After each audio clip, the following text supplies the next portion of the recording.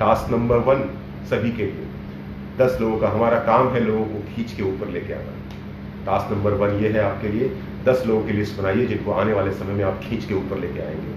शर्त यह है कि उन 10 लोगों को आपके ऊपर पूरा भरोसा होना चाहिए, और अगर भरोसा नहीं है तो भरोसा जीतिए। ये बिल्कुल सही समय है भरोसा जीतने का, बातचीत करना शुरू कीजिए। Task number 2, check yourself. अपने अपलाइन से आपने आज तक तभी बात की है जब आपको कोई दिक्कत हुई है। अब ये बिल्कुल सही समय है जब आप लॉकडाउन में हैं, आपका अपलाइन भी लॉकडाउन में है, आप भी खाली हैं, आपका अपलाइन भी खाली।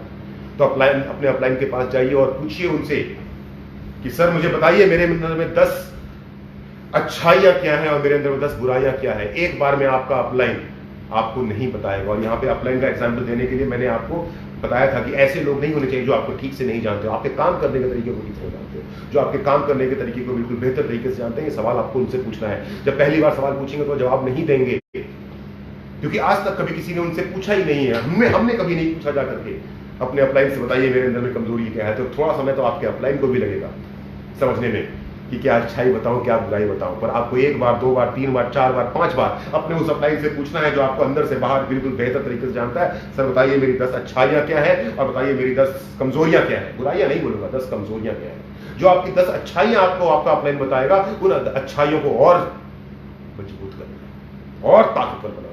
और जो 10 कमजोरियां आपको आपका अपलाइन बताएगा उसको एक लेसन के रूप में, एक सबक के रूप में लिख के रखना है और उन कमजोरियों को धीरे धीरे धीरे दूर करना है।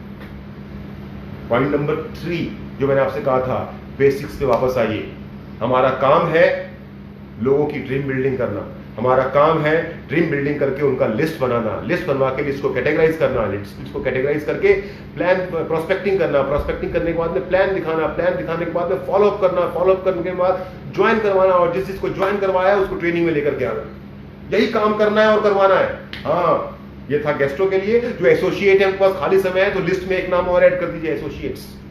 अभी तक आपने गेस्टों की लिस्ट बनाई, दीपक सर पहले सेशन में आए थे, पहले सेशन में दीपक सर ने होमवर्क दिया था, मैं आपको दोबारा रिपीट करके बता रहा हूं। लिस्ट बनाइए अपने गेस्टों की और लिस्ट बनाइए अपने एसोसिएट्स की और टच में रहिए। टास्क नंबर 3 मैंने आपको क्या दिया है? टास्क नंबर 3 मैंने आपको दिया है कि 10 अच्छाइयां लिखनी है अपनी पत्नी के बारे में, 10 अच्छाइयां अपने भाई और बहन के बारे में, 10 अच्छाइयां अपने बच्चों के बारे में, 10 अच्छाइयां अपने पिताजी के बारे में और 10 अच्छाइयां अपनी माताजी के बारे में। और जब आप इन सब की अच्छाइयों को लिख लें उसके बाद में दुनिया का सबसे मुश्किल काम करना है 10 अच्छाइयां लिखनी है अपने अपलाइन के बारे में। और जब अपने अपलाइन के बारे में 10 अच्छाइयां लिख रहे होंगे तो अपने अपलाइन के बारे में वैसे ही सोचिएगा जैसे अपने पिताजी और अपनी मम्मी के बारे में सोचते हैं, क्योंकि आपके पापा और मम्मी भी आपको जिंदगी में आगे बढ़ते हुए देखना चाहते हैं। आपके अपलाइन भी आपको जिंदगी में सिर्फ और सिर्फ आगे ही बढ़ते हुए देखना चाहते हैं। यह है टास्क नंबर 3। टास्क नंबर 4 जो मैंने आपको दिया है वो बहुत ही आसान है। 2 लिस्ट बननी है। एक लिस्ट उन चीजों की जिनको आप ऑलरेडी ओन कर रहे हैं अपनी पर्सनल लाइफ में, वो सारे सामान, वो सारी चीजें जो आप अपनी समझते हैं अपनी पर्सनल लाइफ में। और दूसरी लिस्ट बननी है आपकी उन चीजों की जो सेफ शॉप के बिजनेस में आप ओन कर रहे हैं या फिर इन फ्यूचर ओन करने वाले हैं। क्यों? क्योंकि ये कंपनी सेफ शॉप आपकी कंपनी है, क्योंकि ये सपोर्ट सिस्टम इवॉल्व इंडिया का आपका सपोर्ट सिस्टम है, क्योंकि ये बिजनेस नेटवर्क मार्केटिंग का आपका बिजनेस है। आपकी टीम आज 2 की है, 4 की है, 400 की है, 4000 की है, 40000 की है, 1 लाख की है, वो आपकी टीम है। आपको उस टीम को ग्रो करवाने के लिए क्या क्या चीजों को आपके पास में होना बहुत जरूरी है, उसकी लिस्ट आपके पास में होना बहुत इंपॉर्टेंट है। आज वो सामान अगर आपके पास में है, आज अगर उन चीजों की ओनरशिप आपके पास में है तो बहुत अच्छी बात है। अदरवाइज किन किन चीजों को इन फ्यूचर मुझको ओन करना है, चाहे लैपटॉप हो, चाहे प्रोजेक्टर हो, चाहे वो बाइक हो, चाहे वो स्मार्टफोन हो, चाहे ऑफिस हो, चाहे मीटिंग पॉइंट हो, चाहे प्रेजेंटेशन का पॉइंट हो, जो कुछ भी आप ओन करना चाहते हैं, प्रोडक्ट को स्टोर करने की जगह हो, किट को स्टोर करने की जगह हो, आप उनकी एक लिस्ट आज बनाइए और जब जब उन चीजों को ओन करते चले जाएं तो उसके ऊपर में टिक करते चले जाइए। और सबसे इंपॉर्टेंट काम जो मैंने आपको दिया है वो ये दिया है टास्क नंबर 5। 15 दिन बचे हैं, 25 दिन खत्म हो चुके हैं। 3 मई को शायद हो सकता है लॉकडाउन खत्म हो जाए, बाकी तो मोदी जी बताएंगे। 25 दिनों का समय अगर आपने वेस्ट कर दिया है तो हम कुछ नहीं कर सकते हैं, लेकिन सिर्फ 15 दिन है आपके पास। शाहरुख खान ने डायलॉग मारा था कि फिल्म चक दे इंडिया में 70 मिनट, 70 मिनट, ये 70 मिनट है आपके पास। मैं भी आपसे बोल रहा हूँ ये 15 दिन है आपके पास।